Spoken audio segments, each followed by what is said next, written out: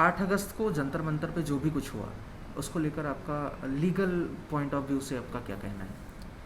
देखिए, जो नारेबाजी हुई ये अनफॉर्चुनेट है और ऐसी नारेबाजी नहीं होनी चाहिए। जहाँ तक के सवाल आता है कि क्या ऐसी बातों से कम्युनल वायलेंस उभर सकती है, तो सच तो ये है कि हाँ, हर सच बात से हो सकता है।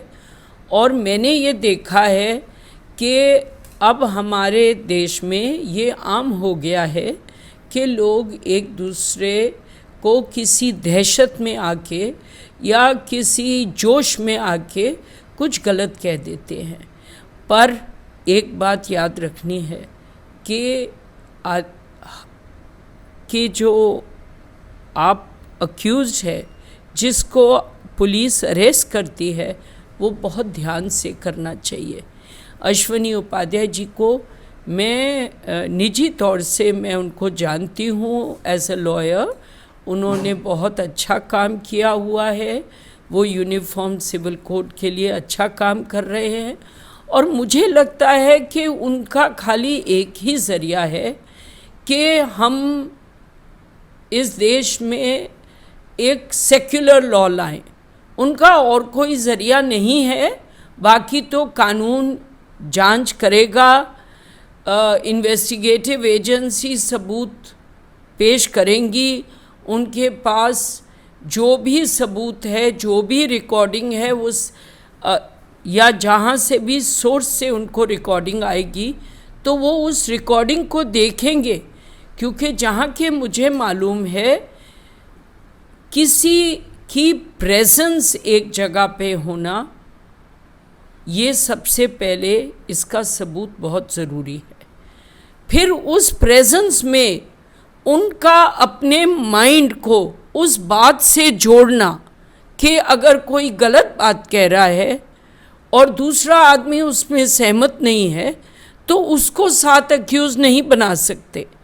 तो आमतौर कानून ये कहता है कि जो आदमी को तुम इम्प्यूटेशन दे रहे हो कॉन्स्पिरेसी की, या तो वो पहले बैठ के उसने कॉन्स्पिरेसी की हो या उसने ललकारा हो, उसकी प्रेजेंस हो, तभी ऐसे किसी आदमी को अक्यूज़ बनाया जा सकता है।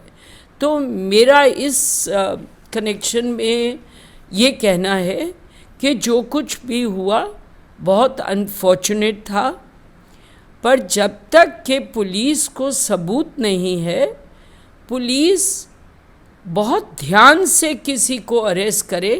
क्योंकि जब गैदरिंग होती है, जिस गैदरिंग में से कुछ लोग आते हैं, कुछ लोग जाते हैं, और जैसे कि अश्वनी जी ने कहा कि वो 12-15 तक ही चले गए, तो ये सबूत बहुत ज़रूरी है। मैं ये नहीं कह रही कि ऐसे मामले में जांच होनी चाहिए, बिल्कुल होनी चाहिए, पर मैं ये भी कह रही हूँ कि इस बात से हर आदमी को ये सीखना चाहिए कि वो जो कुछ भी कहे बहुत ही अपनी होश हवास में कहे, किसी की गलत ललकार में नहीं आए। क्योंकि जब ग्रुप होता है तो ग्रुप में कई लोग ऐसे होते हैं जो भड़काने वाले होते हैं, पर उससे सब लोगों को उस रंग से उस पेंट से नहीं रंगा जा सकता।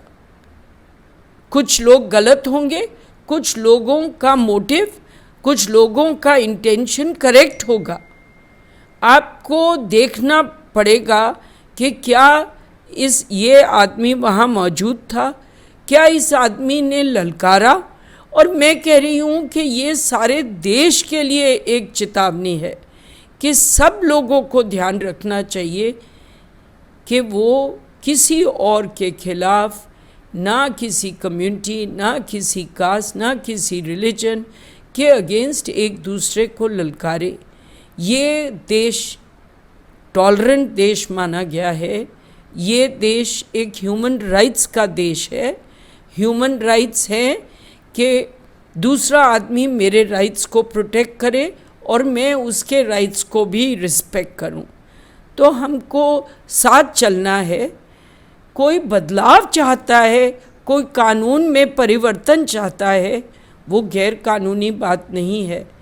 कानून से रिक्वेस्ट करके एक कोर्ट में दरखास्त लगा के अगर कोई किसी पार्लियामेंट को ये कहना चाहता है कि आप कोई नया कानून लाएं, या वो कोर्ट को आर्टिकल 14 और 15 के कॉन्टेक्स्ट में कहना चाहता है कि ये जो कानून है ये इक्वालिटी के ख़िलाफ़ है, विमेन की इक्वालिटी के ख़िलाफ़ है, तो वो एक गलत बात बिल्कुल नहीं है। आदमी के पास क्या चॉइस है? या तो वो कोर्ट में जाएगा अपनी आवाज़ को बुलंद करने के लिए, या वो प्रोटेस्ट करेगा by legal means. As long as we are protesting by legal means, that protest is fine. What has to be done is respect for laws and respect for each other and for all other human beings.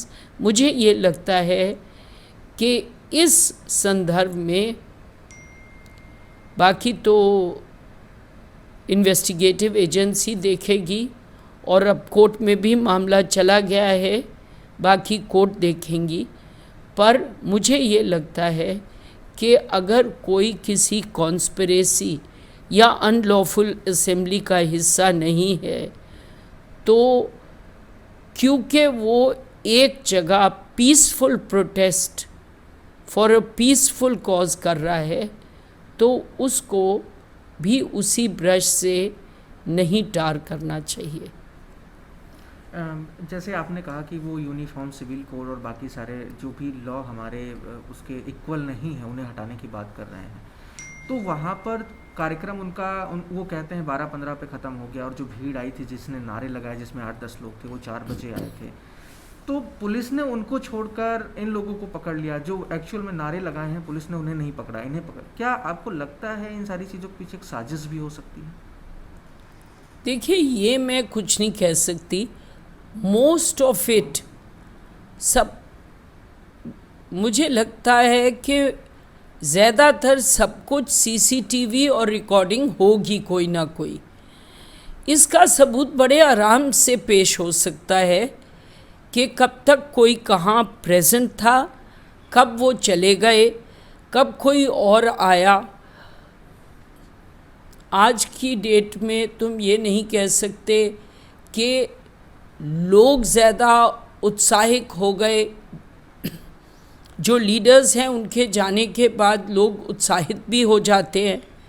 ये भी हो सकता है कि कोई wrong elements आ जाते हैं, पर क्योंकि आज की डेट में आपके पास सबूत है कि किस आदमी का मोबाइल कहाँ प्रेजेंट था, मोबाइल की लोकेशन से पता लग जाएगा, सीसीटीवी से पता लग जाएगा, बाकी लोगों के रिकॉर्ड्स और आवाज़ से पता लग जाएगा कि कौन बोल रहा था, कौन नहीं बोल रहा था, किन को इन्होंने इनवाइट किया, किसको नहीं इनवाइट किया।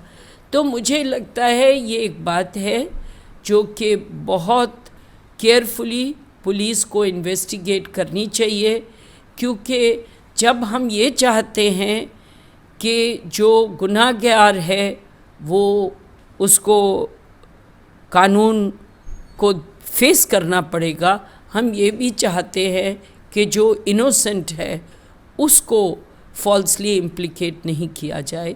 इसलिए पुलिस का इसमें बहुत महत्वपूर्ण रोल है।